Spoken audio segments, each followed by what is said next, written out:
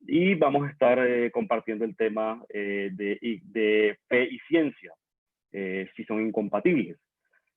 Vamos a estar compartiendo el sábado algo más, digamos que es la continuación de esa sesión que vamos a tener en el día de hoy, que va a estar enfocada en el tema de cómo podemos leer, interpretar y estudiar a profundidad las cartas de Pablo, las cartas paulinas. Va a estar a cargo mi hermano Andrés Rincón, pastor en la iglesia, en una iglesia en Armenia, coordinador de un evento llamado Reacción, que es un encuentro para líderes juveniles de toda Colombia, organizado por él, su equipo de trabajo, donde también nosotros como iglesia hemos podido también participar dentro de este espacio. Y finalmente vamos a tener un momento muy especial también el último día, el lunes, el próximo lunes, vamos a tener la participación del pastor Hernán Bravo, compartiendo para los miembros de la iglesia específicamente la declaración de fe de la iglesia.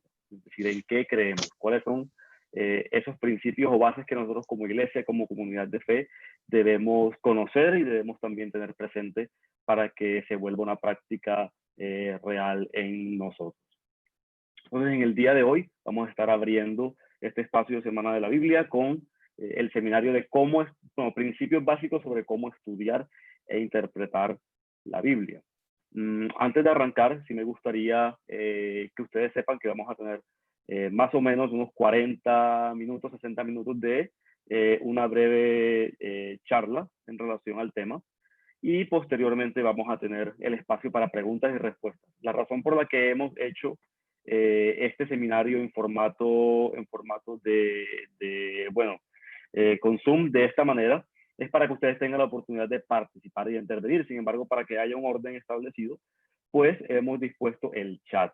Si ustedes pueden, como pueden observar, ya están dejando en el chat el mensaje de que ustedes pueden ir enviando sus preguntas y respuestas a medida que vamos desarrollando este espacio.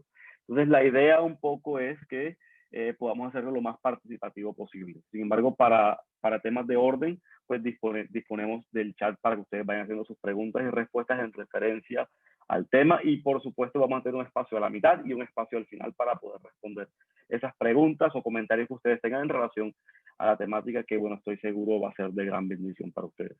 Los que no sean muy diestros, muy duchos en el tema de utilizar el chat de aquí de Zoom, está también un número de teléfono disponible. El número es 300-487-0976. 300-487-0976. Ahí también pueden enviar sus preguntas y en tiempo real vamos contestándolas como tal. Bueno, entonces no siendo más, podemos arrancar. Creo que podemos tener, antes de iniciar la presentación y tener nuestro espacio de conversación, de diálogo en relación a la temática, de despeje de dudas que tengamos, oremos y entregamos al Señor no solamente esta sesión, sino todo el resto de sesiones que vamos a tener en esta semana de la Biblia. Padre, gracias por este tiempo que nos permite estar acá, Señor. Te ponemos este evento que estamos iniciando en tus manos, Señor, rogando que pueda ser de bendición. Padre, te pedimos la intervención de tu Espíritu Santo, Señor, que sea ayudándonos, abriéndonos el entendimiento, que nos permita conocer de algún modo, Señor, también más a profundidad tu palabra, porque en ella te encontramos a ti. Es en tu revelación, Señor, donde a ti te ha placido poder comunicar a nosotros quién eres tú. Cómo es tu carácter, lo que piensas, lo que sientes sobre las realidades que enfrentamos. Y te damos gracias por esa bendición que tenemos de poder conocerte y conocerte a través de la palabra, de las escrituras.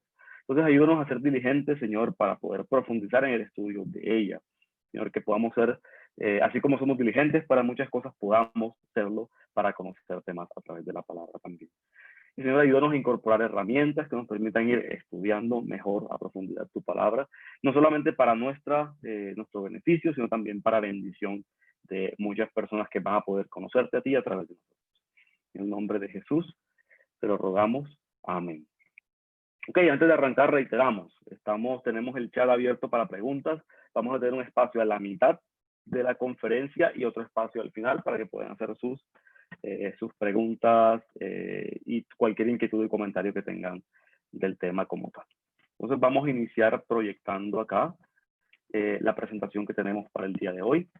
Y bueno, Andrés, te pido que me confirmes si efectivamente ya se está pudiendo ver también en pantalla. Importante para que todos también tengan este espacio. Entonces tenemos una pequeña ayuda visual que nos va a ayudar a guiarnos en esta temática de principios básicos para leer y para interpretar la Biblia.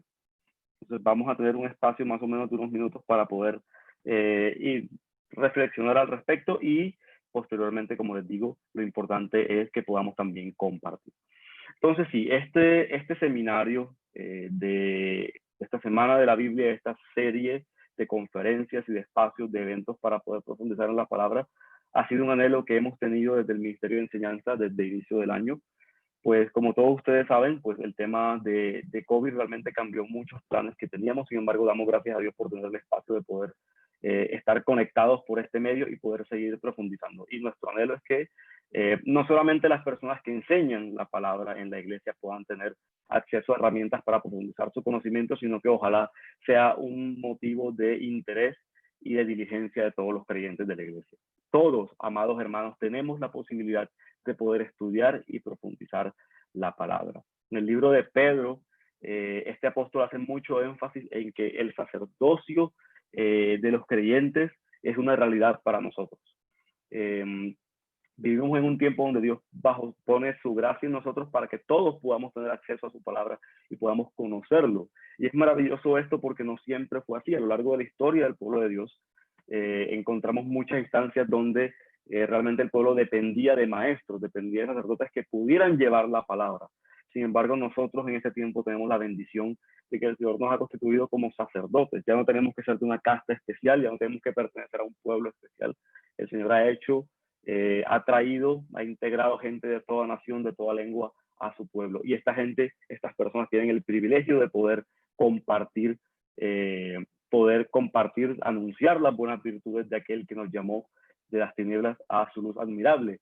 Sin embargo, también los creyentes tienen la responsabilidad de poder prepararse adecuadamente para poder hacer esto. Y es lamentable cuando como creyentes no entendemos las riquezas que tenemos en la mano, en la palabra, lo mucho que han sufrido generaciones anteriores de cristianos para poder siquiera tenerla disponible.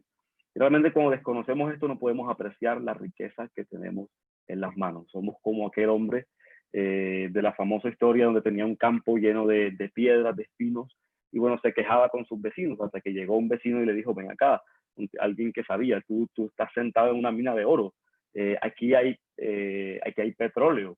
Y finalmente este hombre se vuelve rico cuando empieza a profundizar en la tierra y a extraer todo ese petróleo. Y es similar a nosotros con la palabra muchas veces. No nos imaginamos la riqueza enorme que hay en las escrituras, la riqueza, el conocimiento de Dios para nuestras vidas, para poder vivir en este mundo, se encuentra allí. Y muchas veces tenemos este campo disponible para nosotros. Somos los dueños, somos los poseedores de esta tierra y no, lamentablemente no profundizamos. Bueno, la idea de este espacio es que podamos tener herramientas, porque sencillamente muchas veces puede ser complicado hacerlo, y la idea es despejar un poco dudas que tenemos en relación a nuestro acercamiento a la palabra. Muchas veces nos acercamos pensando que es algo extremadamente complejo, lejos de nuestras posibilidades, cuando la realidad es que con ayuda del Espíritu Santo cualquier creyente puede ser guiado por Dios y puede estudiar, al menos de manera básica, pero correcta, y puede interpretar la palabra de Dios. Entonces, bueno, en el día de hoy vamos a estar como temario, tenemos varios elementos que quisiéramos traer a la mesa. Pues hacemos una breve introducción, rápidamente hablamos sobre las razones por las cuales debemos estudiar la Biblia a partir de la visión que el Señor nos ha dado en la palabra.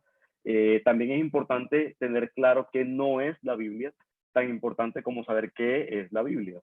De manera que también despejemos algunos mitos que tenemos en relación a la temática y que de algún modo muchas veces nos previenen de poder entender o acercarnos a la palabra de una manera correcta. Nos interesa también hablar un poco sobre los principios de interpretación bíblica, es decir, cuáles son esos principios que nos van a ayudar a nosotros a situarnos de manera correcta en los textos y poder tener un panorama claro de por dónde arrancar, que es lo que muchas veces no tenemos.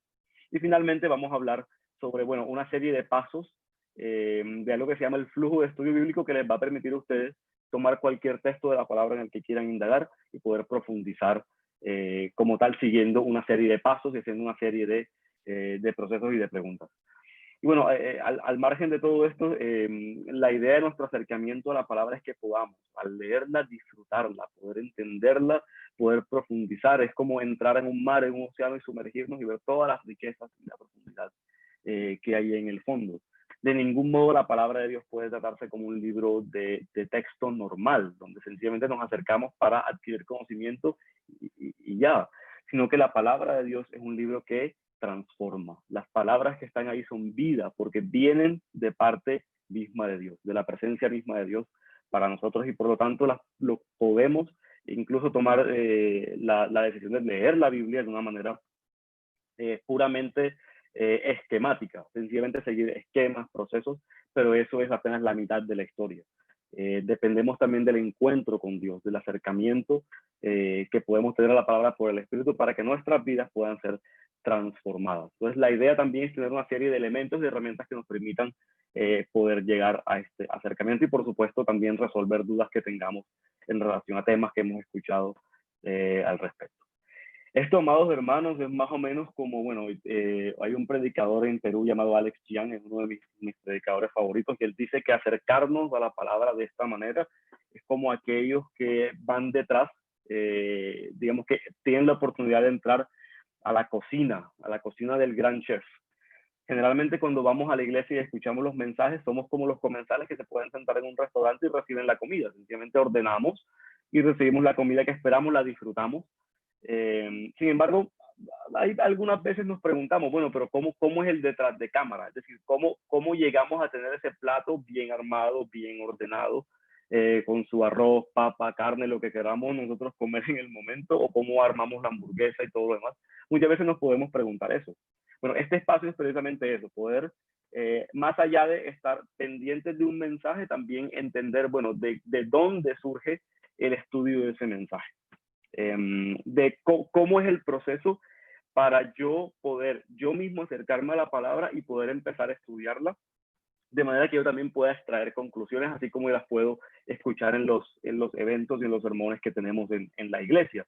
Donde, bueno, escuchamos la palabra, nos deleitamos en la palabra, nos deleitamos en cómo el Señor nos habla, pero también muchas veces nos quedamos simplemente ahí y no profundizamos, nos vamos a la cocina teológica, nos vamos al momento donde se preparan los platos, bueno, cuánto aceite se le echa, cuánto tiempo de cocción vamos a dejar la comida.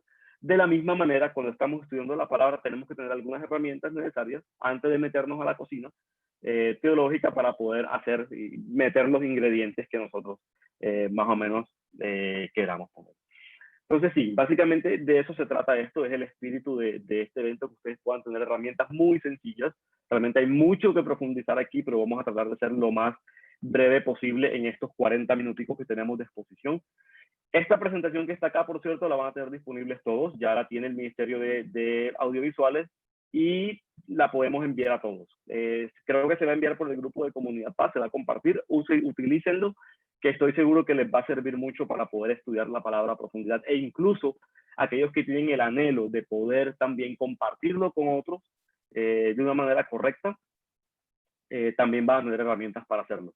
Y por supuesto también es una necesidad para nosotros como creyentes hoy en día conocer la palabra, poder estudiarla por nosotros mismos para tener argumentos. Hay un texto que habla de que el Señor nos da la palabra, nos da las escrituras también para que podamos hacer defensa, para que podamos de algún modo también dar razón de la esperanza que hay en nosotros. Entonces, cuando los creyentes vamos y nos enfrentamos al mundo, bueno, salimos de las cuatro paredes de la iglesia y empezamos a interactuar con filosofías, pensamientos, de algún modo maneras de pensar, tenemos que tener elementos claros para poder dar respuestas de la palabra. Entonces, también es un deber de nosotros prepararnos para ese fin. Sobre todo aquellos que tenemos interacción con personas que no son creyentes, es necesario tener herramientas para poder también empezar desde nuestro propio estudio a dar respuestas.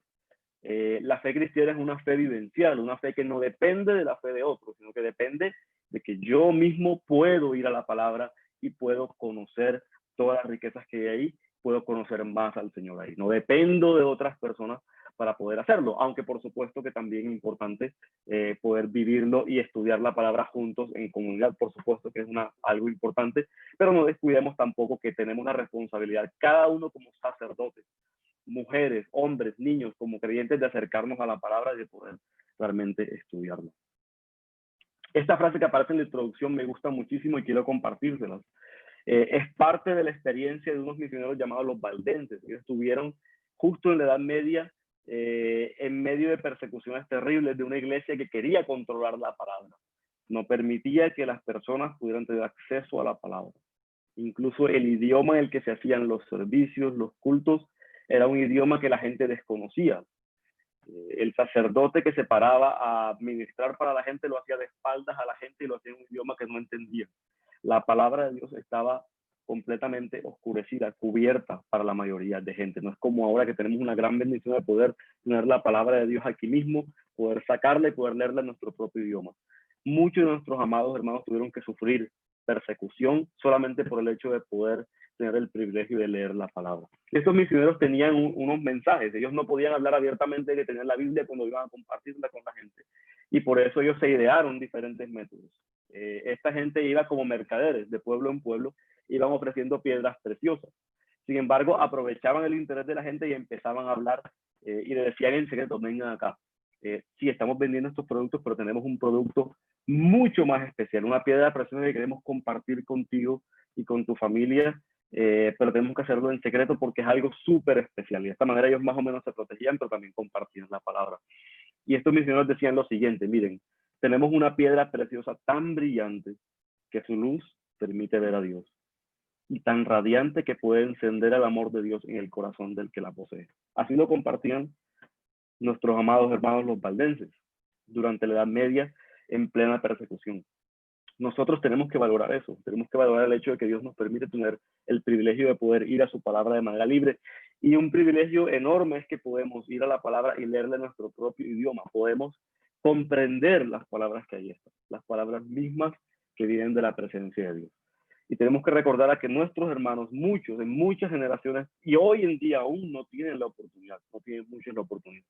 Y no se trata de ser sencillamente como que, bueno, vamos a hacer sentir a la gente culpable y vamos a contarle lo que viven los demás.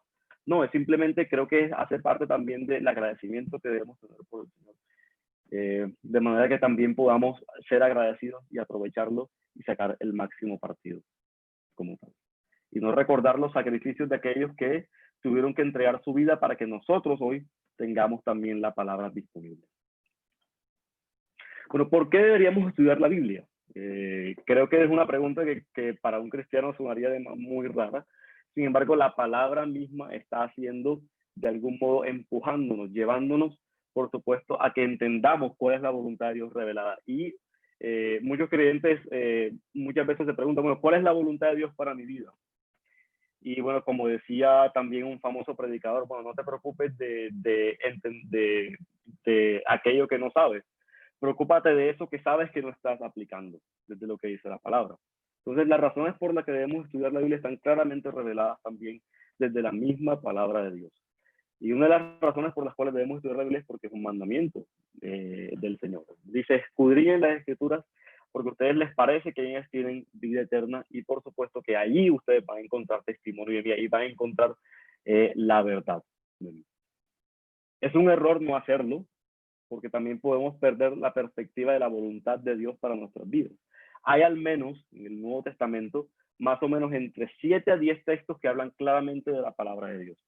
Más o menos los textos empiezan así, y esta es la voluntad de Dios. Y empieza una disertación. Entonces, muchas veces como creyentes, nuestras crisis de conocer la voluntad de Dios se pueden resolver muy fácilmente si abrimos la Biblia.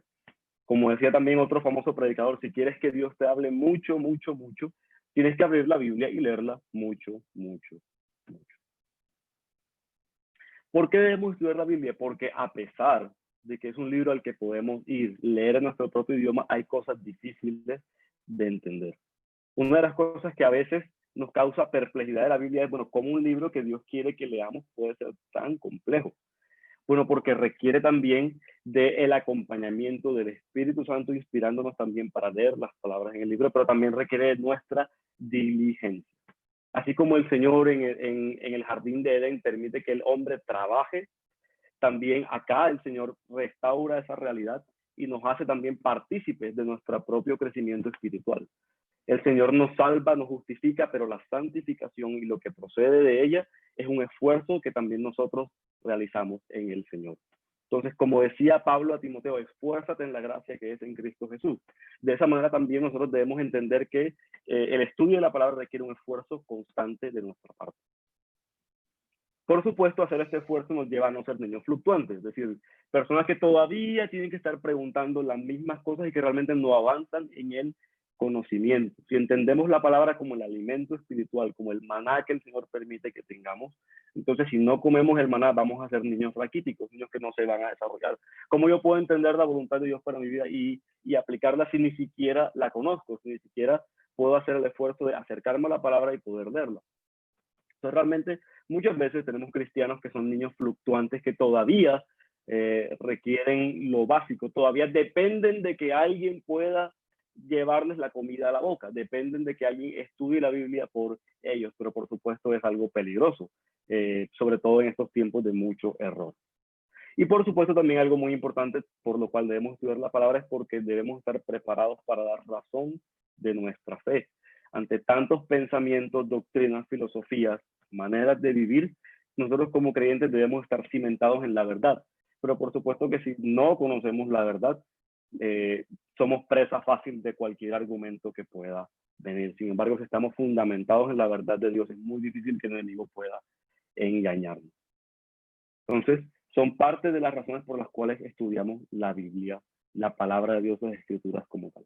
Por supuesto que hay mucho que profundizar en esto. Yo creo que para un seminario siguiente sería muy interesante hablar un poco sobre el origen de la Biblia, cómo se constituyó la Biblia, de qué manera los libros que están en la Biblia llegaron de algún modo a ser parte de la Biblia. Sin embargo, bueno, por cuestiones de tiempo no vamos a poder tratarlo ahora. Sin embargo, sería una investigación interesante y un espacio que podemos también hacer de manera interesante. ¿Cómo estamos seguros de que lo que estamos leyendo en la Biblia es exactamente lo que se escribió en el tiempo en los originales? Hoy en día no existe ningún original de ningún libro de la Biblia. No podemos decir de ningún manuscrito, este es el manuscrito que Pablo mismo escribió con su propia mano. Entonces, ¿de qué manera estamos seguros nosotros de que nuestra fe está fundamentada en verdades reales? ¿De qué manera nosotros podemos saber si lo que escribió Juan hace 2000 años no fue modificado malintencionadamente o bien intencionadamente por alguien y tenemos la Biblia ahora modificada con cosas que no son reales? Entonces, es un espacio interesante, por supuesto, si tenemos la oportunidad próximamente de hacerlo, podríamos tener un seminario exclusivamente para esos temas, pero vale la pena que empecemos de algún modo, a cuestionar, a preguntar, a empezar a indagar sobre nuestra fe.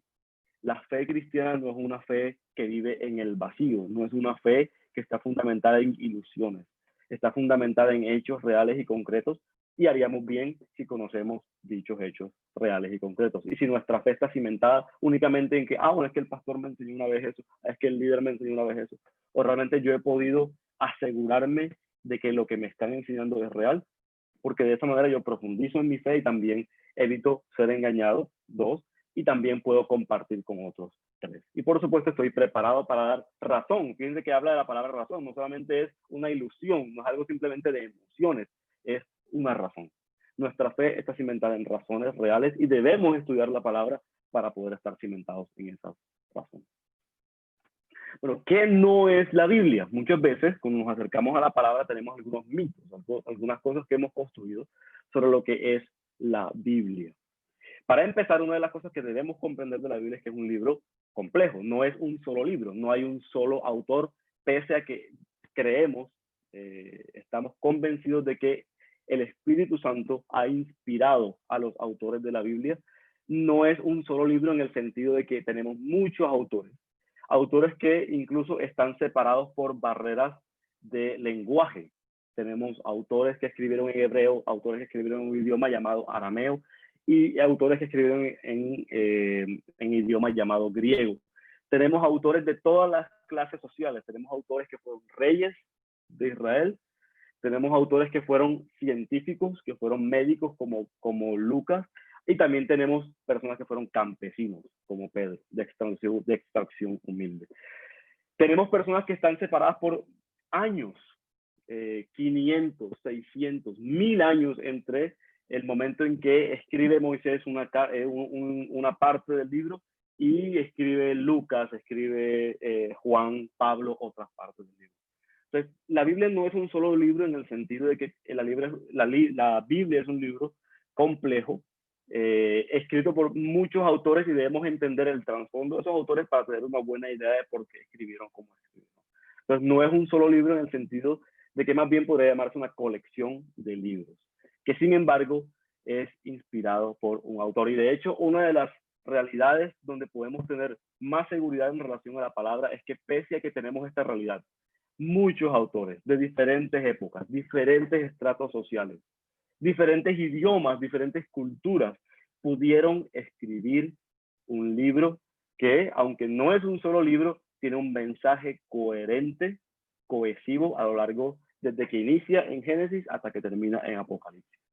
¿Cómo puede ser posible que autores que vivieron 1000 años separados, para que ustedes tengan una idea más o menos, Colombia apenas tiene 200 y pico de años de ser fundada, de ser creada? Estamos hablando de espacios de 1000 años. ¿Cuánto ha cambiado desde hace 200 años hasta entonces? ¿Cuánto cambió para Moisés y cuánto cambió para Lucas la cultura, toda la vivencia, el conocimiento? Y sin embargo, encontramos en la palabra cohesión y coherencia desde Génesis hasta Apocalipsis, casi como si un autor estuviera inspirando a esa gente a lo largo del tiempo, a lo largo de la historia, a lo largo de los siglos, hasta que finalmente tenemos un mensaje coherente en la palabra. Este es un milagro la Biblia. Entonces la Biblia no es un libro cualquiera en el sentido de que es un milagro viviente. Solamente el hecho de ponernos de acuerdo, personas de la misma cultura, es difícil para escribir algo. Ahora imagínense poner de acuerdo a todos esos autores en diferentes años, diferentes estratos sociales, diferentes vivencias. ¿Cómo es posible que la Biblia tenga un solo mensaje? Bueno, eso solamente puede ser explicado por una intervención sobrenatural, el autor que inspira a la gente que escribió los libros. Algo que podemos sorprendernos en relación a la palabra es que no es un manual de instrucciones, o al menos no un manual de instrucciones como lo conocemos. Muchas veces nuestra perspectiva de la Biblia es ir a la Biblia para buscar, bueno, un versículo que me sirva para el día. Entonces voy a buscar el versículo que me sirve para el día, tal, ya, este es el versículo que me sirve para el día. Y me apareció Judas fue y se ahorcó. Eso no me gusta. Voy a buscar otro versículo y me aparece ve y haz tú lo mismo. Entonces, bueno, es un chiste, un viejo chiste teológico, pero bueno, la idea es más o menos esa, que a veces visualizamos a la Biblia como un manual que nos resuelve la vida de manera facilista. Casi como un amuleto al que podemos ir, sencillamente buscamos, escogemos el texto y listo. Eso es todo. Realmente la Biblia no funciona como un manual de instrucciones que nos está dando respuestas 1, 2 y 3 como a nosotros nos gustaría. Requiere estudio, requiere realmente tomar el tiempo de poder leerla y poder discernirla, estudiarla para poder finalmente aplicar los principios que en ella están. Entonces, de ningún modo podemos entenderla como un manual de instrucciones donde sencillamente vamos y seguimos todos los pasos y eso es todo. No, realmente es un libro mucho más complejo que eso.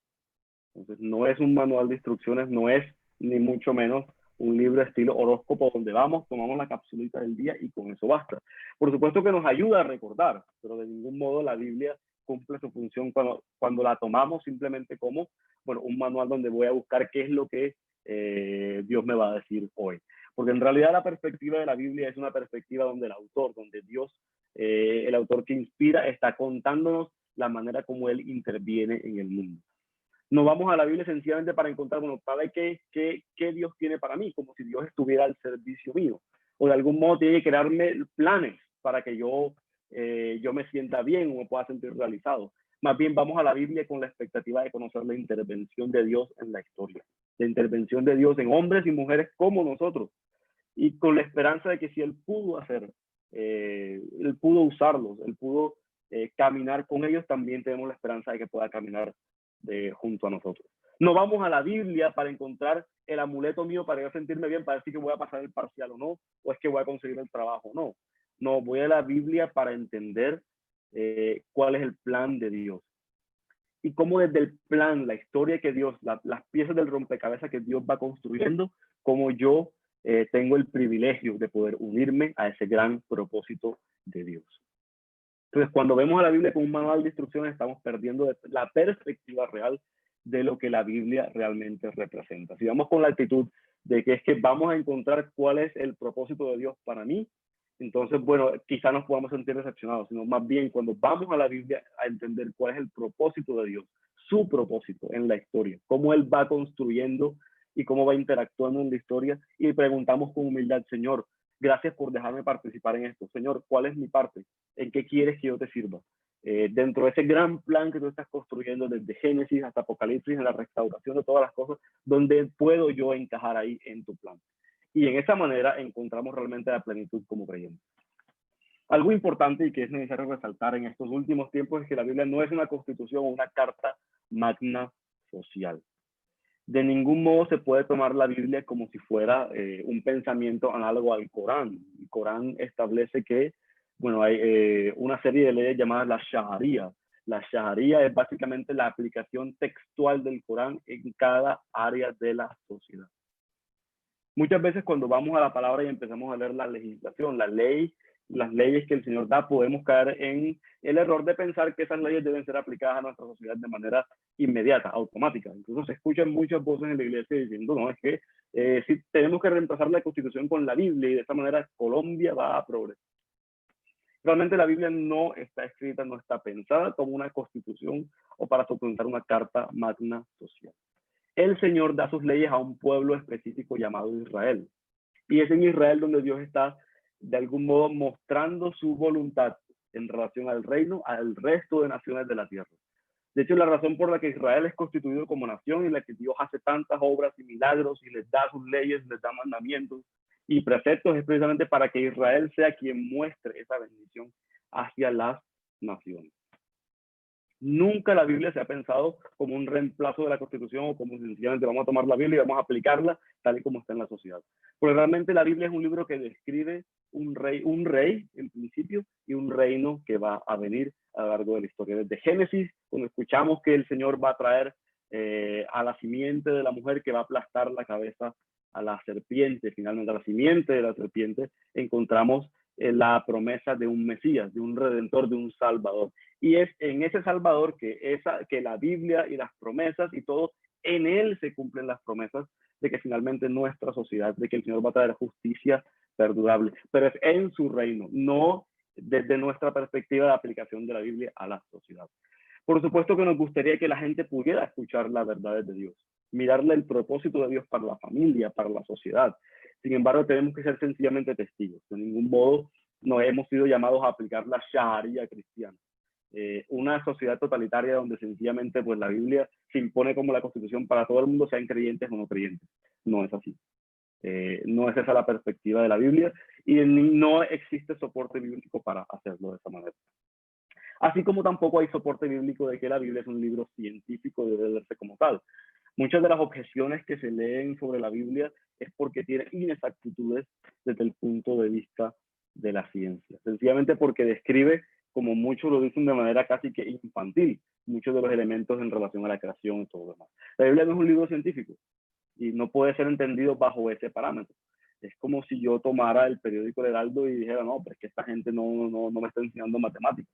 Realmente el propósito de la Biblia no es ese. La colección de libros en la Biblia no fue escrito como un tratado científico que debe describir la ley de la gravedad, las leyes de Newton en física. No se debe leer la Biblia desde esa perspectiva, porque realmente no fue el propósito por el cual fue escrita. Entonces, ¿qué sí es la Biblia? Bueno, lo que ya hemos de algún modo referenciado. Es una colección de libros. Y es una colección de libros particular porque es la máxima fuente de revelación divina. Todo lo que debemos conocer sobre Dios está contenido en la Biblia. O más bien, la Biblia nos permite interpretar correctamente todo el resto de la revelación de Dios. Leemos en Romanos capítulo 1 que Dios se manifiesta a los hombres a través de la naturaleza, a través de todo lo creado. Y eso es una parte de la revelación divina. Cuando Dios hace salir el sol sobre justos y sobre injustos, es parte de la revelación divina. Sin embargo, la revelación divina completa se encuentra contenida en la palabra de Dios, en la Biblia. Es en la Biblia donde encontramos nuestra referencia para poder interpretar toda la revelación que Dios hace. Cuando Dios revela su naturaleza, valga la redundancia, a través de la naturaleza, pero también a través de las conciencias de los hombres. La ley interna en nosotros que nos dice bien y nos dice mal. Y que está presente en cada sociedad y en cada ser humano. No importa qué tan alejado esté de una sociedad una de otra, todas sin excepción tienen una concepción de bien o mal. Sin embargo, es en la Biblia donde encontramos la revelación completa que nos permite mirar desde una buena perspectiva todo el resto de la revelación divina. Y por supuesto, la Biblia es el testimonio de Jesucristo. Desde Génesis 3 ya estamos hablando de Cristo, hasta Apocalipsis hablamos de la venida de Cristo. Todo lo que encontramos en la Biblia está referenciado en él, porque en él se cumplen las promesas, pero por supuesto vamos a hablar de eso un poquitico más adelante. Y por supuesto encontramos que la Biblia es la historia de Dios en la realidad humana. Es la historia de un Dios que no se aleja. No es como hemos escuchado en las canciones donde Dios sencillamente creó el mundo y se fue y nos dejó tirados. Al contrario, si vemos la Biblia desde el principio hasta el final, es un Dios constantemente que se acerca hasta acercarse de la manera máxima en que alguien puede acercarse a alguien diferente, que es encarnándose. Entonces, no solamente Dios está presente en la historia humana, interviniendo en la historia humana, finalmente se encarna en nosotros. Y ese milagro realmente es muchas veces difícil de comprender. No podemos captar cómo puede lo infinito convertirse en infinito. Y sin embargo, la Biblia nos revela todo lo que debemos saber sobre Dios. Incluso nos dice, si ustedes quieren conocer a Dios, miren a Jesucristo. Es el testimonio de Jesucristo. Y bueno, hablábamos de que la Biblia es un libro en esencia complejo. Y hablábamos de que es una colección de libros que no podemos tomar sencillamente a la ligera en relación a su lectura. Todos hemos tenido la experiencia de algún modo de encontrarnos con elementos que nos confunden un poco en relación a la lectura de la Biblia. Bueno, realmente una de las cosas que quiero compartirles hoy es una serie de principios de interpretación bíblica que nos pueden ayudar a tener una perspectiva correcta cuando estamos leyendo. Piensen en esto como un enfoque. Piensen cuando están leyendo algo y se les olvidan las gafas. Ven algo borroso, es decir, no hay una claridad en relación a inicio, final y todo lo demás.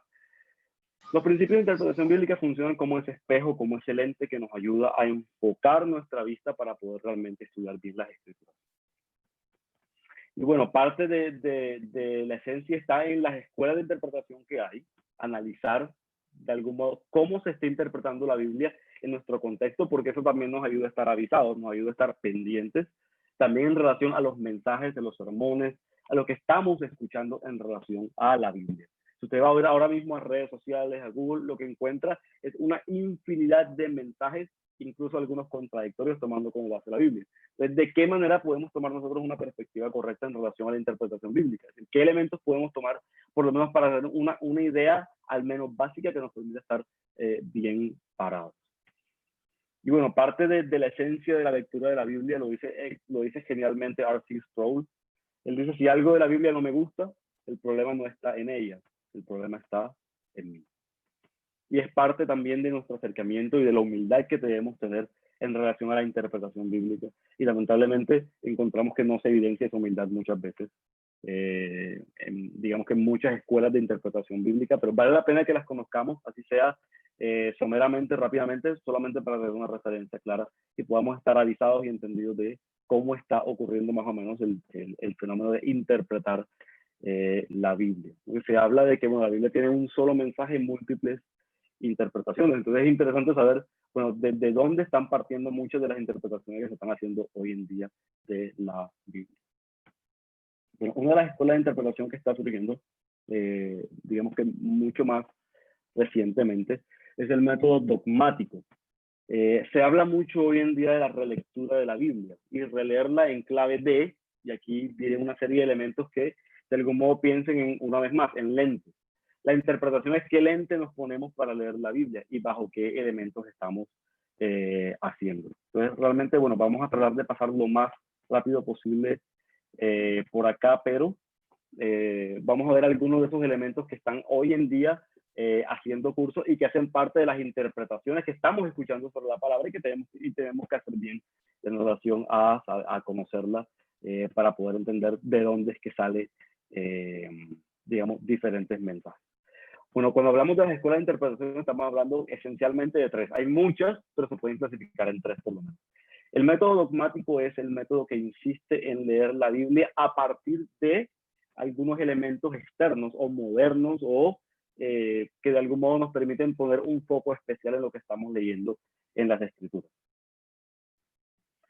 Cuando hablamos de método dogmático estamos hablando, por ejemplo, de elementos como la autoridad externa. La Iglesia Católica Romana hoy en día habla de que la palabra no solamente se interpreta por lo que dicen la palabra, sino que el magisterio o los maestros pertenecientes a esa iglesia tienen la capacidad de decidir exactamente qué principios se aplican y qué principios no se aplican específicamente de las escrituras, o más bien de qué manera debe leerse o entenderse ciertos textos, y que realmente es algo privado y que es algo restringido únicamente a los maestros ordenados por la iglesia católica. Nosotros, que venimos desde la perspectiva protestante, de la perspectiva evangélica, creemos, como dice en la palabra, que el Señor ha dado el sacerdocio universal a los creyentes y que cualquier creyente puede leer, entender e interpretar las escrituras.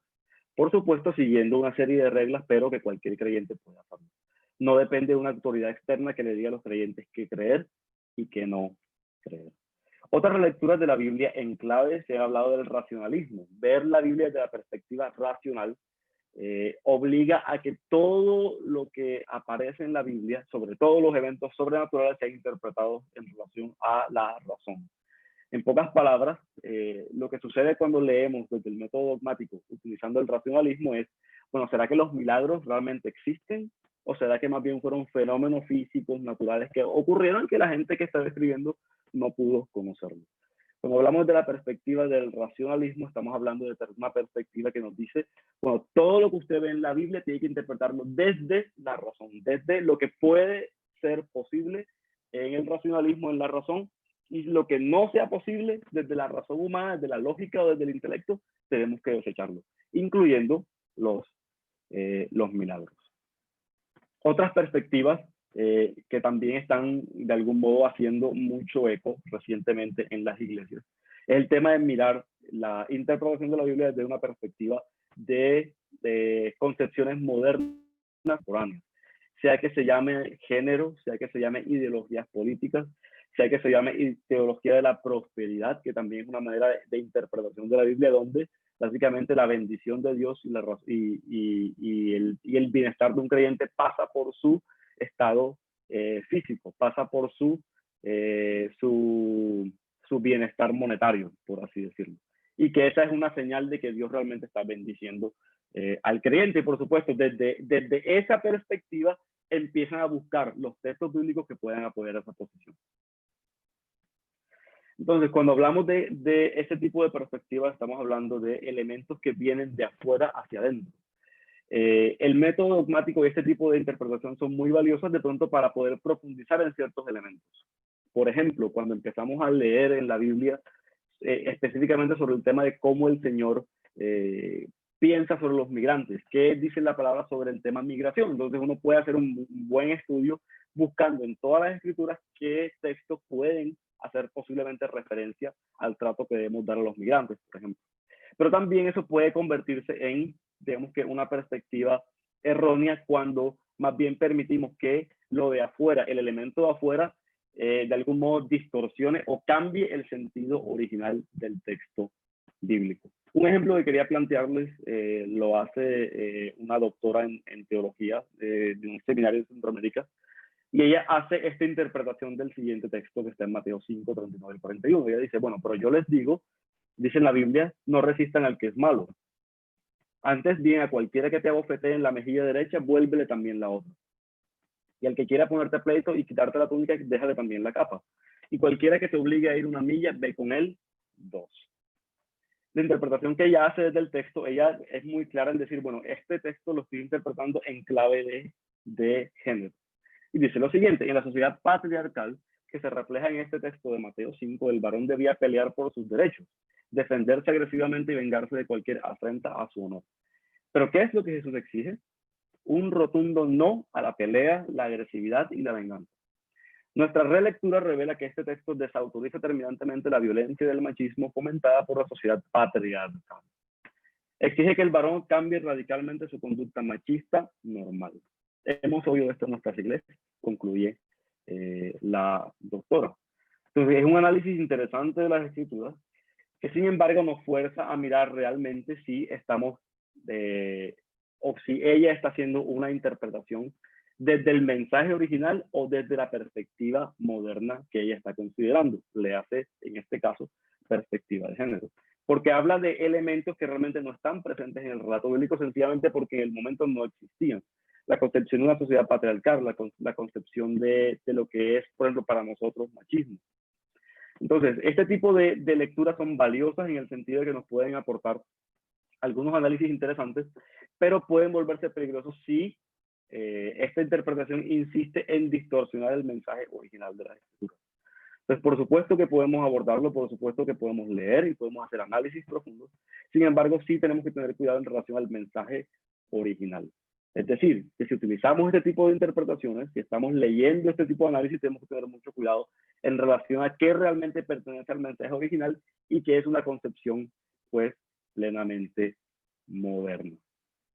Porque entendemos, por ejemplo, que habla, por ejemplo, de elementos que quizás no son ajenos a la cultura en el sentido de ser una sociedad patriarcal o sencillamente el concepto de lo que es machismo. Realmente es una concepción moderna. Entonces, cuando se lleva a la Biblia, muchas veces lo que se puede hacer es, mal usado, distorsionar realmente el mensaje original, haciendo que el texto diga una serie de elementos que realmente no dice allí. Por ejemplo, nuestra relectura revela que este texto desautoriza terminantemente la violencia y el machismo fomentada por la sociedad patriarcal. Y bueno, tendríamos que mirar efectivamente si ese es el sentido original de lo que Jesús dijo en la palabra cuando está refiriendo el texto. Y haríamos bien en buscar el contexto del texto y mirar si realmente está haciendo referencia a esa lectura o no.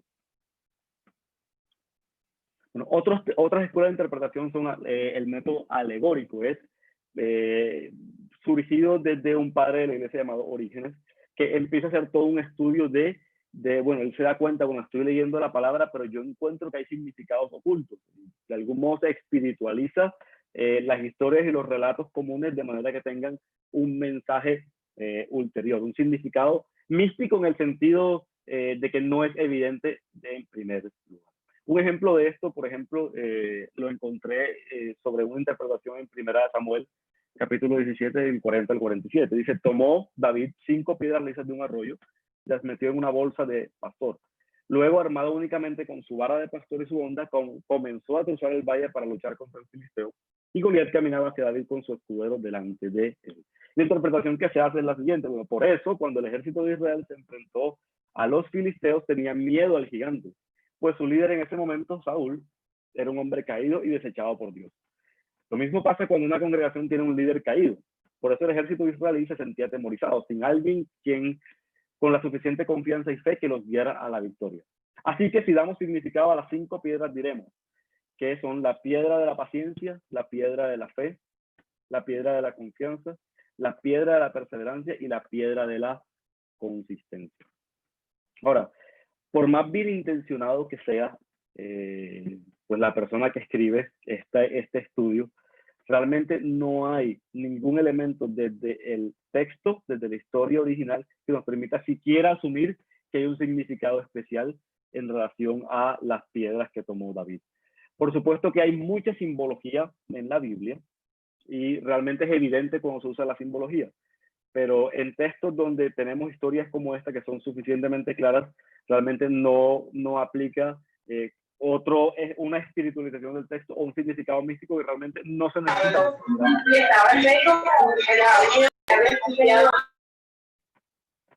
Entonces, yo me sorprendo de que, bueno, escogiera paciencia, fe, confianza, perseverancia, consistencia. Fácilmente hubiera podido escoger amor, esperanza,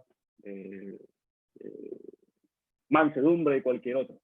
Pero realmente son interpretaciones que mal aplicadas nos pueden llevar realmente a cometer errores en relación a lo que está diciendo. Entonces, si el texto no está diciendo algo puntual, si no está hablando de simbología puntual, realmente no aplica poder tomar este tipo de atrevimientos teológicos, por así decirlo, para aplicar este tipo de espiritualizaciones. Y se hace con buena intención, sin embargo, realmente no es lo que está diciendo el texto como tal, y por eso realmente debemos tener cuidado con cualquier cosa que no se diga realmente explícitamente en las escrituras. Recuerden que pueden ir haciendo preguntas y con mucho gusto vamos a tener un espacio ya en unos minutos para poder responder.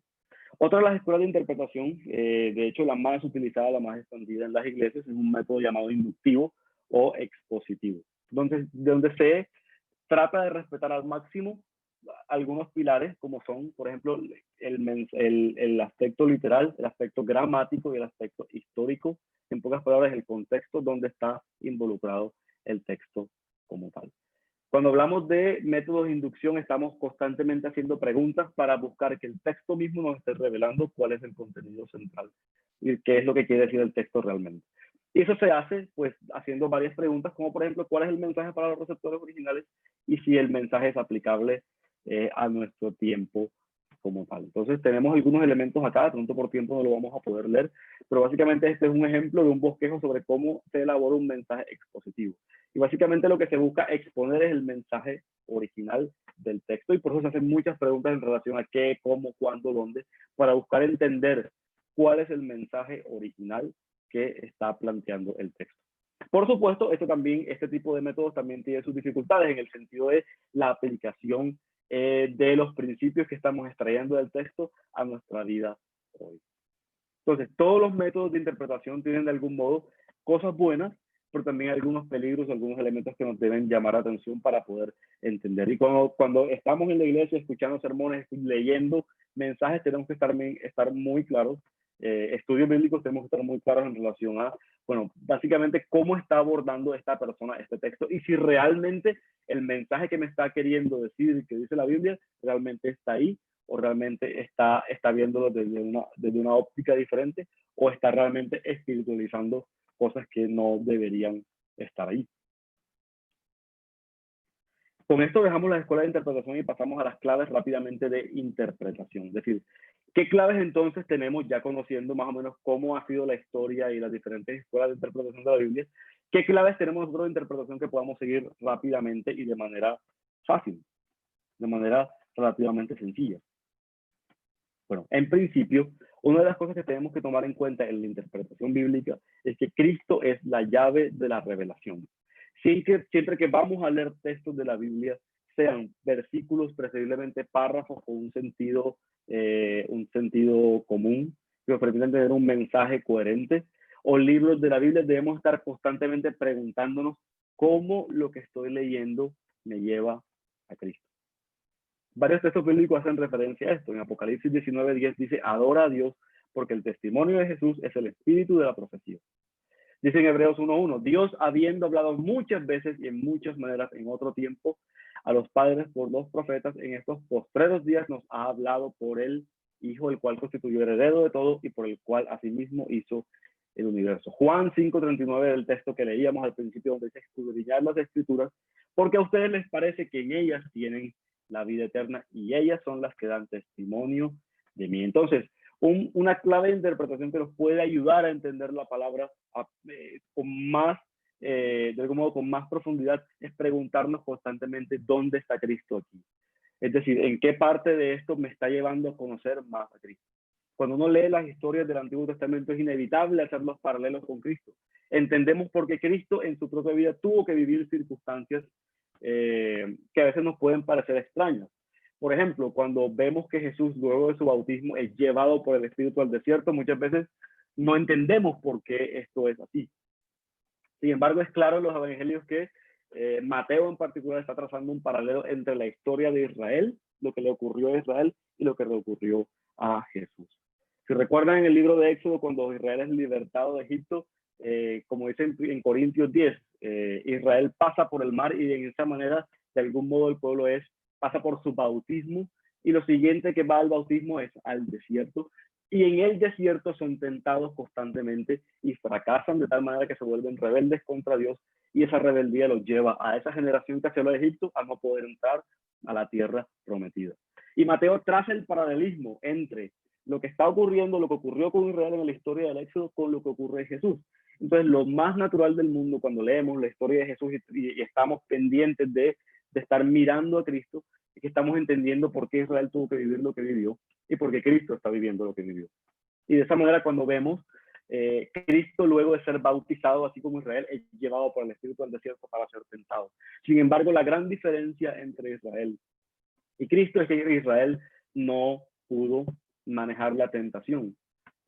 Fueron rebeldes al mandato de Dios. Cristo, por el contrario, triunfa donde Israel no pudo triunfar, y finalmente Cristo se convierte en la obediencia, y es Cristo quien nos conduce a la tierra prometida después de vencer en el desierto.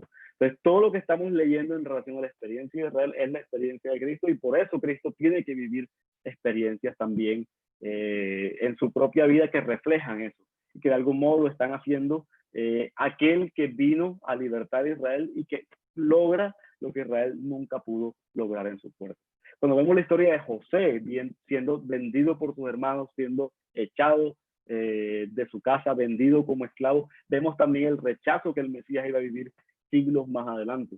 Cuando vemos la persecución de David, David es ungido como rey y sin embargo tiene que salir huyendo también hasta que finalmente retorna a su reino para ser coronado como rey y ser finalmente el rey de todo Israel. Vemos también el paralelo en Cristo, donde viene como Mesías al principio rechazado por su pueblo, y sin embargo muere por ellos y finalmente está a la diestra de Dios hoy en día esperando que el Padre le restaure nuevamente el reino, así como pasó con David más adelante. Entonces, todo lo que estamos leyendo en la Biblia de algún modo nos va llevando al conocimiento de Cristo. El Antiguo Testamento nos está apuntando al Cristo que iba a venir. Cuando leemos los fracasos del pueblo de Israel, estamos como que nos están contando la historia. Bueno, miren, la humanidad no pudo. El Señor elige a un pueblo llamado Israel, ellos tampoco pueden.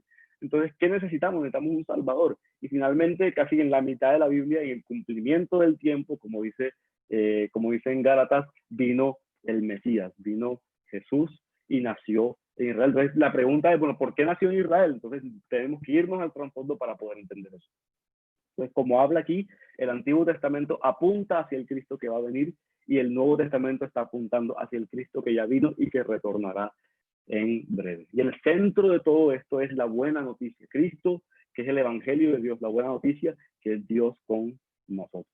Entonces, cuando estudiemos la palabra, tenemos que estar siempre con la mente presente de que necesitamos la llave de la revelación. Este texto que estoy leyendo acá, ¿cómo me acerca a Cristo? La segunda clave de interpretación rápidamente es básicamente empezar buscando el sentido más natural. La explicación más fácil, es decir, que fluye naturalmente y sin coacción de todos los hechos, es generalmente la más acertada. No es cierto que la más difícil o la explicación más enredada o la más misteriosa sea la más sensata en la Biblia. Y por supuesto, esto nos plantea diferentes dificultades porque no todos los textos son iguales. Por esa razón, hay algunas excepciones a la regla de que lo que estamos leyendo, lo que leemos en el sentido más natural es usualmente la respuesta correcta. Hay algunas excepciones. Cuando leemos, por ejemplo, porque de tal manera amó Dios al mundo que dio a su Hijo unigénito para que todo aquel que en él cree no perezca, sino que tenga vida eterna, yo creo que es un mensaje suficientemente claro. Es decir, aquí no tenemos que buscar, por ejemplo, si hay otro sentido en el texto como tal. Realmente no tenemos que hacerlo, porque el significado es lo suficientemente claro como para poder afirmar lo que estamos leyendo es efectivamente lo que Dios quiere transmitir. Sin embargo, hay otros textos, por ejemplo, que sí requieren de algún modo hacer excepciones a las reglas de la sencillez en el sentido más natural. Las excepciones son cuando lo que parece significar contradice al resto de la Biblia. Entonces leemos, por ejemplo, Proverbios 31:7 y hay un versículo que dice, que beban, se embriaguen y se olviden de su pobreza, que no vuelvan a acordarse de sus penas. Bueno, este proverbio parece una canción de Silvestre Dangond o de cualquier vallenatero, pero bueno, cuando lo leemos de buenas a primeras podemos caer en la tentación de decir, hombre, pero el sentido más natural es que vean, y dice que beban y se embriaguen, listo, vamos a darle, vamos a hacerlo. Sin embargo, bueno, cuando lo que parece significar contradice el resto de la Biblia, tenemos que usar otra clave de interpretación para poder mirar si realmente nos está diciendo realmente lo que creemos que nos dice. Por eso es importantísimo cuando leemos la Biblia, cuando estamos estudiando, no tomar versículos, sino tomar textos un poco más amplios que nos permiten tener un contexto más general y que nos permiten también, de algún modo, tener una perspectiva clara y ahí sí buscar el sentido natural y mirar. Entonces, cuando lo que parece significar un texto contradice el resto de la Biblia, tenemos por obligación que buscar qué es lo que dice en general de la Biblia y mirar y contrastarlo en base a eso, como es el caso del versículo en Proverbios 31:7, que seguramente están buscando varios por ahí. Tenemos otro texto, por ejemplo, entonces apareció otra señal en el cielo. He aquí un gran dragón rojo que tenía 7 cabezas y 10 cuernos, y sobre sus cabezas había 7 diademas. Bueno, no sé ustedes, pero yo jamás he visto un gran dragón rojo en el cielo, mucho menos con 7 cabezas. Ya por ahí esta semana tuvimos un visitante acá en la casa, una iguana, y ya fue suficiente para nosotros. Ahora imagínense un dragón de 7 cabezas y 10 cuernos.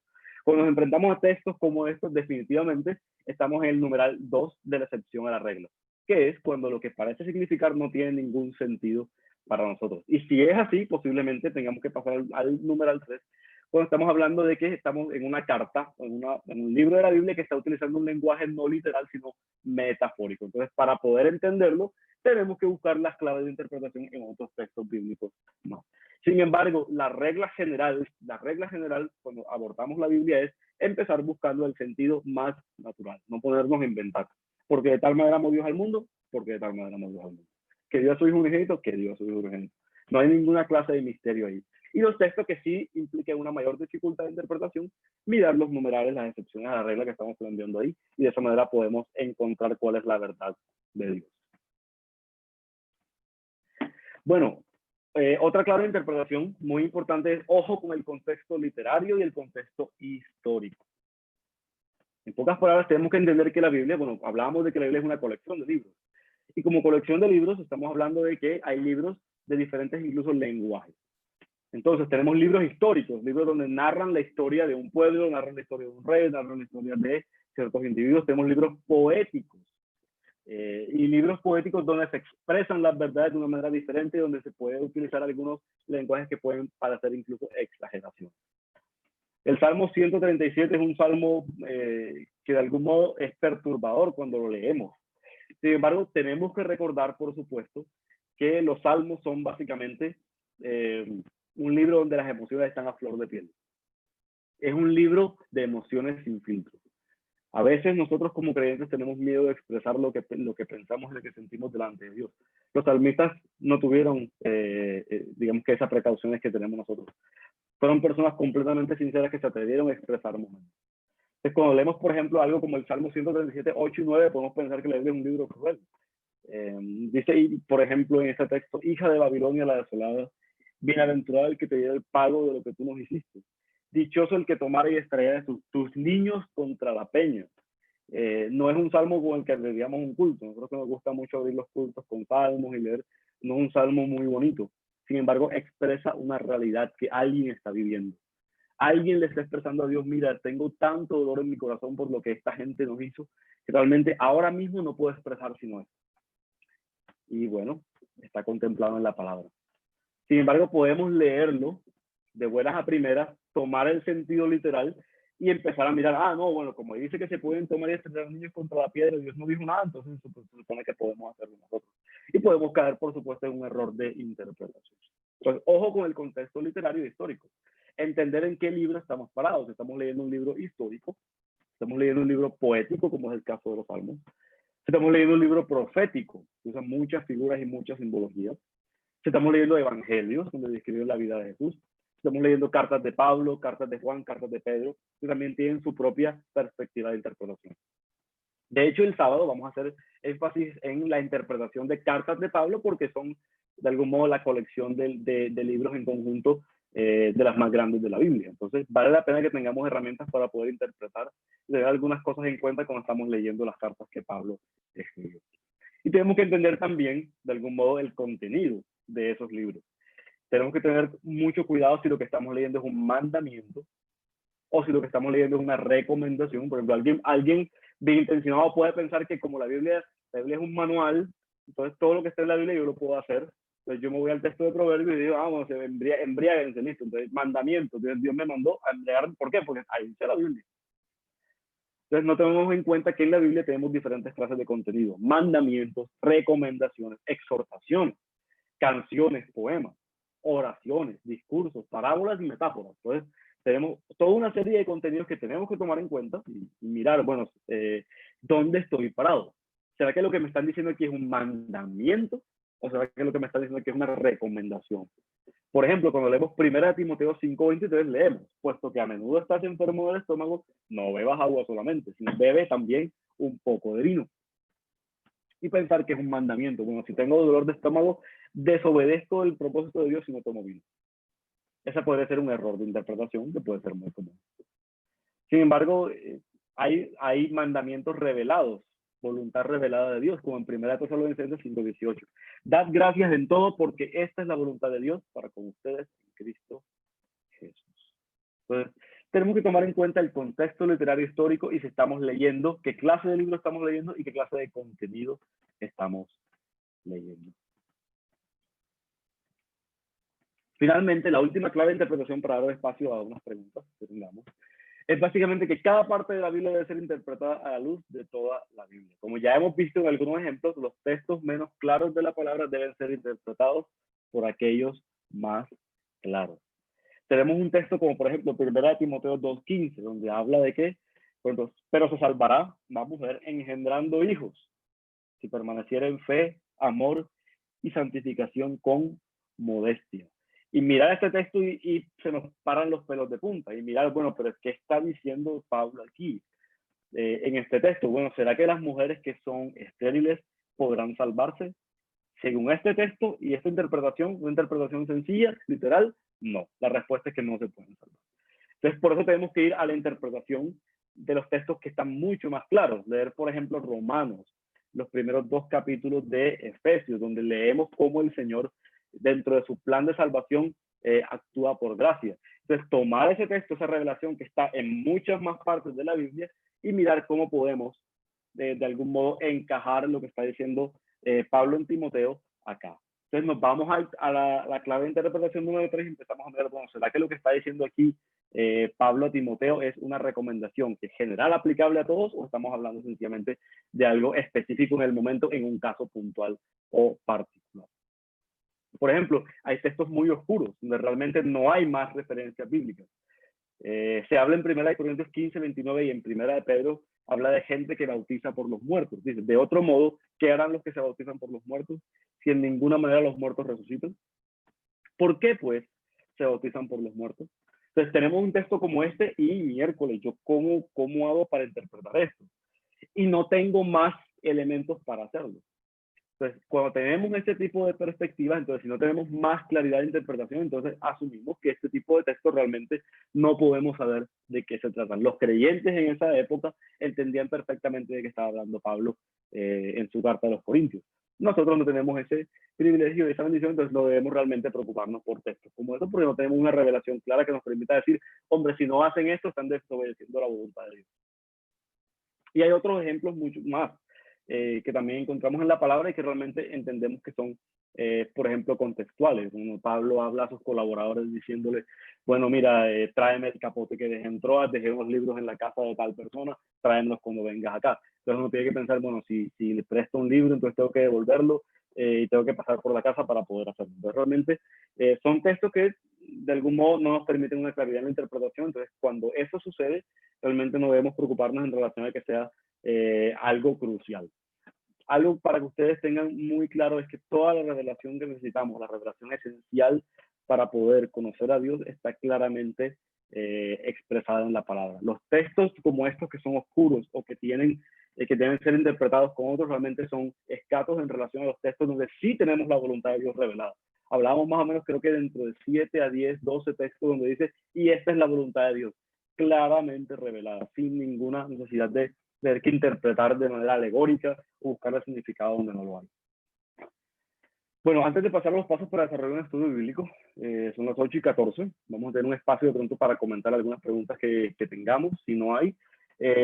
La sección que viene es realmente muy corta y ustedes van a poder leerla más a profundidad en sus casas para poder, a partir de las reglas de interpretación que hemos podido hablar, desarrollar un estudio bíblico ustedes mismos desde casa de manera muy sencilla. Entonces, Andrés, me comentas cómo estamos en relación a los chats. Los vamos a leer acá un momento, si me permiten.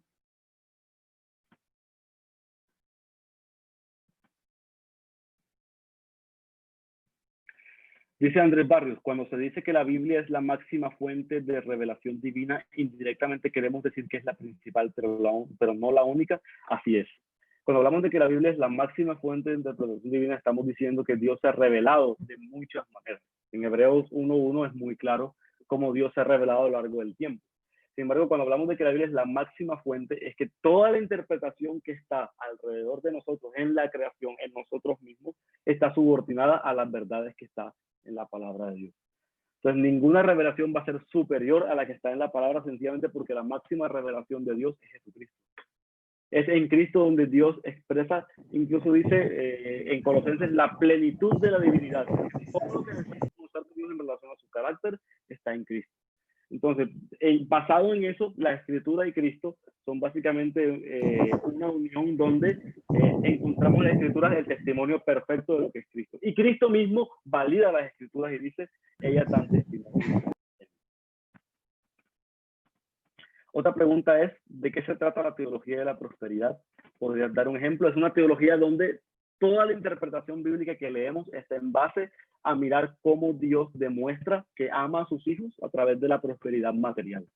En pocas palabras, no hay posibilidad de que Dios bendiga a una persona si no se manifiesta a través de la prosperidad material. Entonces, esa escuela, bueno, esa interpretación es básicamente buscar todos los textos de la Biblia que de algún modo, por ejemplo, refuercen esa manera de pensar. Y no al revés, más bien vamos a la Biblia para ver qué dice Dios en relación a este tema. Nosotros la teología de la prosperidad lo que hace es ir en el sentido contrario. Vamos a buscar en la Biblia todo aquello que valide o que de algún modo pueda hacer que lo que yo creo sea lo correcto, que es muy peligroso. Entonces, cuando vamos a la Biblia, no podemos ir con la perspectiva de ir a buscar los textos que de algún modo hagan que la Biblia diga lo que yo quiero que diga, sino más bien vamos con la perspectiva opuesta. Vamos mirando primero qué dice Dios en la palabra y de qué manera eso que está diciendo, esos principios que están ahí, cómo eso lo podemos aplicar nosotros. Otra pregunta rápidamente es, con respecto a la interpretación dogmática moderna, ¿es erróneo realizar reflexiones e interpretaciones desde temáticas y problemáticas actuales que pueden ser ejemplificadas en la Biblia, aun cuando ese tiempo esos conceptos no eran reconocidos? Xenofobia, racismo, machismo. ¿No tenía Dios cuidado también de estas problemáticas en los tiempos bíblicos, aun cuando estas no eran reconocidas por la sociedad? Bueno, es una pregunta muy interesante y de hecho es una pregunta que todavía es un debate. Es decir, de algún modo lo que tenemos que buscar, Andrés, desde nuestra perspectiva, para hacerlo de manera sencilla, es por supuesto, sí, tenemos realidades en nuestra vida y de algún modo necesitamos buscar la respuesta de Dios ante las realidades. Es solo que las respuestas de Dios posiblemente no vayan a estar ajustadas a nuestra percepción, nuestra concepción de lo que deberían ser las respuestas de Dios. De algún modo, muchas veces como cristianos pensamos que es que no, tenemos que de algún modo defender a Dios. Entonces, no, la Biblia no es machista, no es esto o lo otro. Cuando la realidad de la Biblia es que Dios actúa a pesar de las circunstancias humanas. Por ejemplo, Dios revela claramente en su palabra, por ejemplo, que el matrimonio es entre dos personas. Sin embargo, muchos de los patriarcas bíblicos tuvieron varias esposas. Dios, a pesar de esto, a pesar de esa debilidad y por así decirlo, de esa falla en estos hombres, Él actúa en esos hombres, camina con ellos y de algún modo interactúa con ellos y cumple sus propósitos a través de ellos. Sin embargo, también vemos en la misma Biblia las consecuencias que tuvieron ellos por salirse de los patrones que Dios les dio. Entonces, cuando hablamos de problemas como xenofobia, racismo, machismo, de algún modo sí, Dios tiene una respuesta para ellos. Pero de algún modo no es una respuesta que nosotros podamos plantear de manera automática como para decir, bueno, si Dios era machista o no era machista. Porque es un error ver las historias, por ejemplo, de los patriarcas a la luz de eso, porque en la cultura donde ellos vivían no era una realidad. Entonces tenemos que ser conscientes de eso y más bien extrapolar los principios. Para poner un ejemplo, aunque la Biblia habló claramente de que los esclavos debían sujetarse a sus amos y servirlos como al Señor, y uno pudiera pensar, pero ¿cómo es que Dios va a estar de algún modo condonando la esclavitud?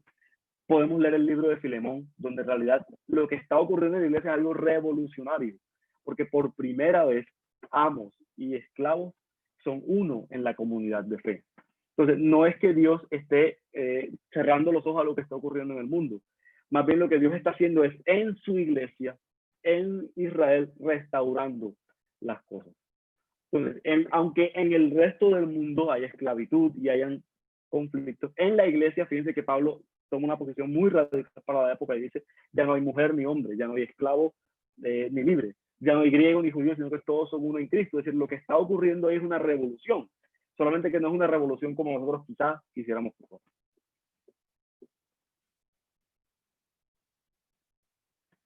Bueno, otra pregunta es, ¿qué pregunta podría hacerme al leer un pasaje para identificar si es un mandamiento o una recomendación? Excelente pregunta y vamos a verla cuando estemos mirando rápidamente el tema de los estudios, de cómo podemos plantear un estudio rápido de la palabra.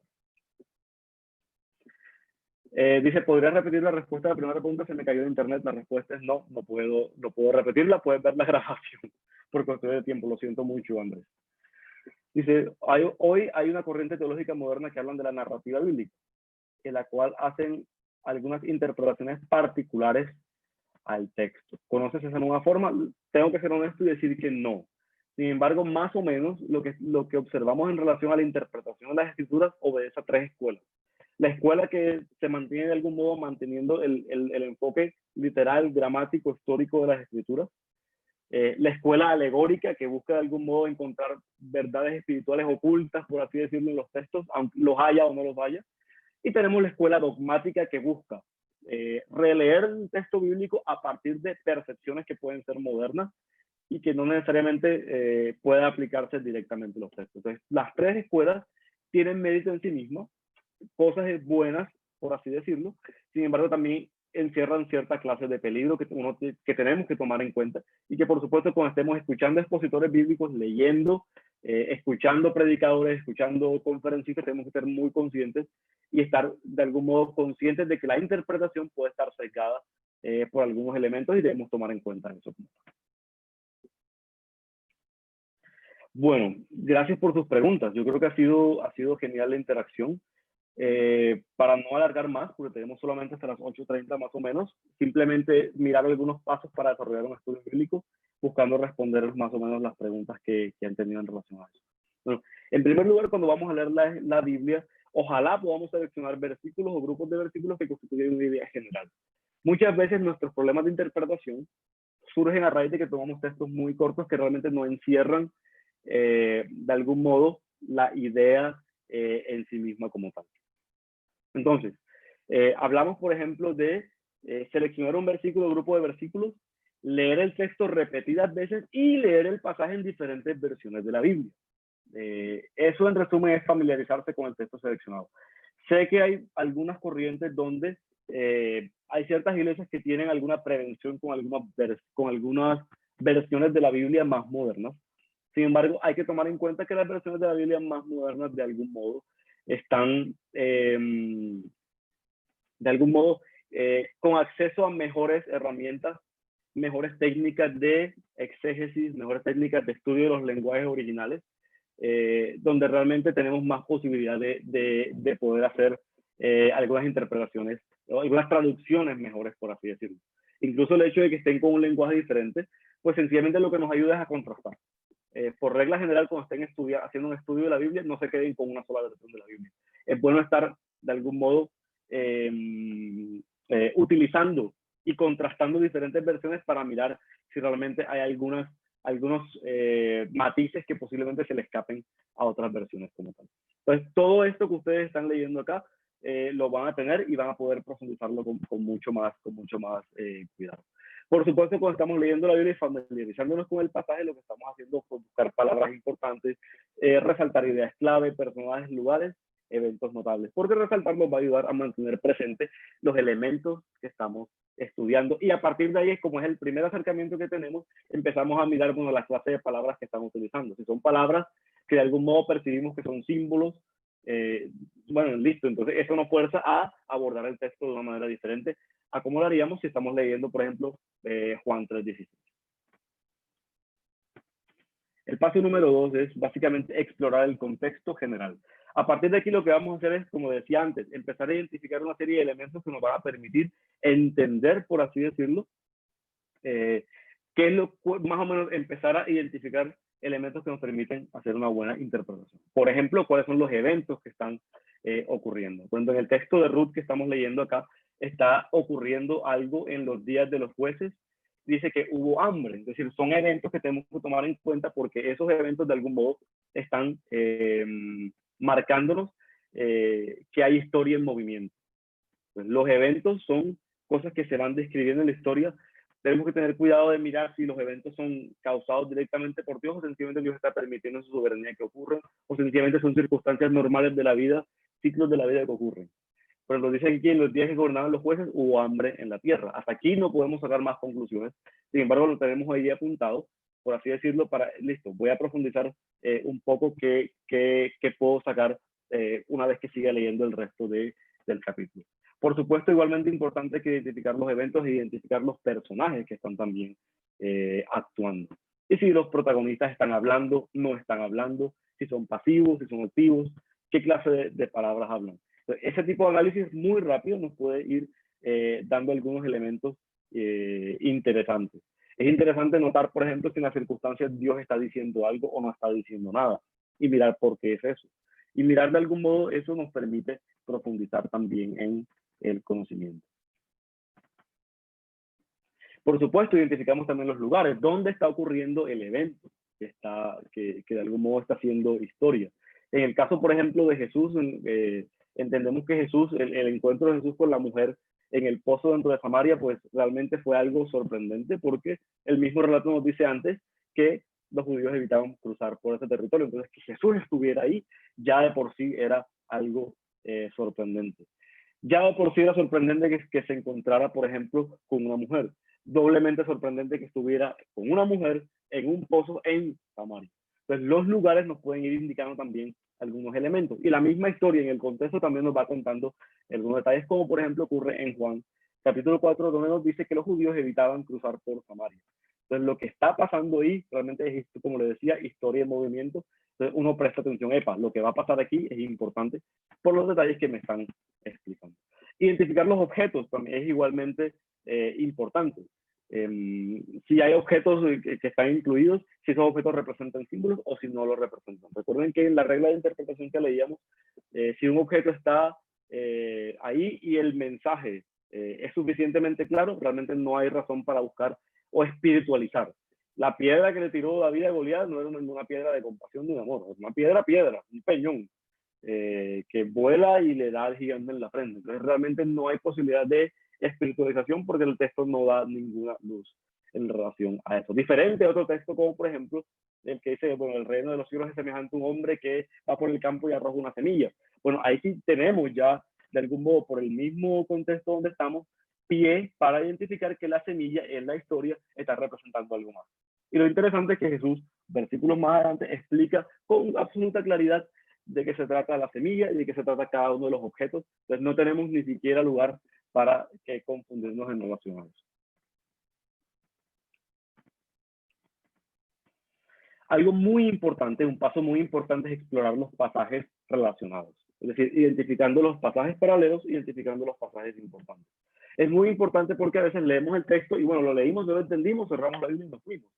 Cuando realmente es apenas digamos que el inicio de la aventura.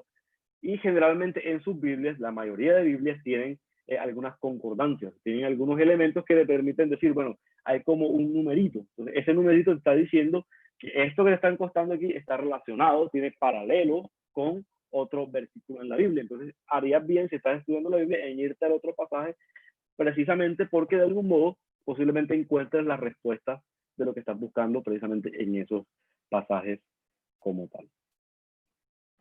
Por supuesto, también es importante tener los pasajes centrales de las escrituras que nos están contando. La historia de algún modo, la gran historia dentro del relato bíblico. La caída, la elección de Abraham de Israel, la elección de David, la venida de Cristo, el juicio a las naciones y el juicio final. Entonces, todo eso, esos relatos, esos grandes pasajes importantes, nos están marcando también la pauta para identificar pasajes que tengamos paralelos también. Finalmente, pues, estamos en el paso luego de hacer nuestro propio análisis. Siempre es recomendable consultar los comentarios bíblicos que tenemos al respecto. Yo recomiendo que primero hagamos el ejercicio de nosotros mismos acercarnos al texto, hacer la tarea que nos toca hacer a nosotros, profundizar, tocar algunos elementos y a partir de ahí sí ir a consultar los comentarios. A veces vamos a los comentarios y nos privamos de hacer el ejercicio de descubrimiento por nosotros mismos. Por supuesto que los comentarios son útiles siempre y cuando estén en el lugar que les corresponde. Cuando consultamos los comentarios, usualmente se recomienda que se haga, hombre, porque queremos tener una mayor comprensión de cómo otros han interpretado el pasaje. Si mi interpretación del pasaje difiere de los comentarios que estoy leyendo, usualmente quiere decir que de pronto me hizo falta algo dentro de mi proceso de estudio. Entonces, de algún modo, nos ayuda a estar seguros de que estamos por buen camino en nuestro estudio de las Escrituras. En la presentación que van a recibir hay varios comentarios que yo les referencio que son muy buenos, son indicados, que de algún modo le dan diferentes perspectivas en relación al estudio bíblico. Siempre puedo enriquecerlo con comentarios, pero no antes de hacer nuestro ejercicio de estudiar la palabra. Entonces, ningún libro, escúchenme, ningún libro reemplaza realmente nuestro estudio de las Escrituras. Muchas veces creemos que por leer libros que hablan sobre la Biblia, eso equivale a profundizar en el estudio de la palabra, y no lo es. Realmente solamente cuando nos adentramos en las Escrituras empezamos a tener esa soltura para estudiar y vamos entendiendo cuándo Dios nos habla a nosotros en el estudio de la palabra también. Entonces, ningún comentario bíblico va a reemplazar el estudio de las Escrituras, ninguno. Pero sí, en su lugar correcto, sí nos pueden dar buenas luces en relación a lo que podemos profundizar, y nos ayudan a estar mirando si lo que estamos interpretando un texto difiere por completo de los comentarios. Eso nos fuerza, bueno, voy a buscar otra vez para ver si de pronto cometí algún error o si apliqué mal alguna de las reglas de interpretación. Y bueno, finalmente, el paso número 5 es determinar la aplicación del pasaje. Recuerden que el estudio de la Biblia no es un fin en sí mismo. No estamos estudiando la Biblia para acumular conocimiento. Estamos estudiando la Biblia para aprender las verdades y para aplicarlas a nuestras vidas y poder compartirlas con los demás. Entonces, al final del estudio de la palabra, cuando hacemos todo ese proceso de estudio como tal de lo que estamos leyendo, tenemos que pasar de algún modo a la aplicación, que es la última etapa en la interpretación del mensaje. Entonces, cuando estamos en esa etapa final, cuando ya hemos revisado comentarios y nos aseguramos de que, bueno, tenemos el mensaje original claro, entonces ahí sí vamos a ver una serie de preguntas. Preguntas que nos pueden ayudar a aplicar el pasaje pueden ser, bueno, ¿qué problemas espirituales se atajan con este pasaje? ¿Qué soluciones se presentan para aplicar a nuestras vidas, para la aplicación? ¿En qué forma te ha inspirado este pasaje? ¿Ha traído consuelo, ha traído gozo, ha traído paz como tal? ¿O te ha traído convicción de pecado? Es decir, no estoy haciendo lo que debo hacer. ¿Qué respuestas piensas que deberían tener los demás? ¿Qué respuestas piensan que los demás deberían tener a este pasaje si lo compartes con ellos? Y finalmente, ¿qué pasos de obediencia te propones implementar a raíz de lo que has estudiado? Es decir, estas preguntas nos ayudan a encapsular ese mensaje original, ese proceso, nos ayudan a encapsularlo a la aplicación en nuestra propia vida. Podemos perfectamente hacer un estudio brillante de las Escrituras y sacar el mensaje original. Sin embargo, finalmente, si no lo interpretamos y lo aplicamos a nuestra realidad, realmente va a ser muy difícil que ese conocimiento realmente pueda ser de beneficio, de provecho. Recuerden que no estamos estudiando la Biblia como un libro de texto, como un libro científico, donde buscamos simplemente acumular conocimiento, sino que buscamos aplicarlo a nuestras vidas. Buscamos conocer cómo Dios ha actuado en la historia, cómo Dios ha actuado en las historias de las personas, cuál es el propósito de Dios en la historia, y mirar cómo nosotros encajamos dentro de ese propósito, de esa gran historia que Dios está construyendo, de esa melodía que Dios está tocando, dónde entramos nosotros con nuestro instrumento. Y en ese orden de ideas, por eso es importante que también tengamos una mirada clara sobre lo que eso significa para nuestras vidas como tal. Listo, entonces la sección de preguntas y respuestas la tuvimos anteriormente. No hay más preguntas por lo que veo como tal. Vamos a ver. Aquí me han estado mandando, pero creo que son básicamente las mismas. Espero que hayan quedado claras las respuestas hasta el momento. Bueno, hay otra pregunta, creo que parece, sobre el tema de narrativa bíblica. Dice, ¿y dónde queda la exégesis? Bueno, es que lo que hemos estado hablando de algún modo es estudio e interpretación de la Biblia. En ese orden de ideas está implícito en el proceso que hemos hecho. Lo que sucede es que no he querido utilizar términos demasiado técnicos como exégesis, eisegesis, hermenéutica, homilética, porque realmente digamos que la idea de hoy es sencillamente tener un acercamiento los principios más esenciales posibles Entonces muchas veces, a veces no está claro, por ejemplo, cuando estudiamos en la palabra, dónde comienza la exégesis, dónde termina la exégesis y dónde comienza la hermenéutica. Porque muchas veces estamos haciendo el proceso de algún modo continuado. Entonces realmente, más allá de entender ciertos procesos dentro de nuestro estudio de las escrituras y buscar los términos, pues realmente la intención de hoy era más bien dar algunas herramientas claras. Esta presentación va a estar disponible para todos y espero que sea de bendición para ustedes, para que ustedes se atrevan y puedan de algún modo profundizar en el estudio de las escrituras. Espero que también aquellos que de algún modo tienen experiencia en de algún modo el estudio y incluso la predicación, igual sirva para refrescar conocimientos, refrescar algunos principios y evitar también algunos errores en los que podemos incurrir también en el tiempo. Entonces, no siendo más, muchas gracias a todos. Realmente así, bueno, espero que haya sido de bendición para todos. Ya saben, los esperamos el próximo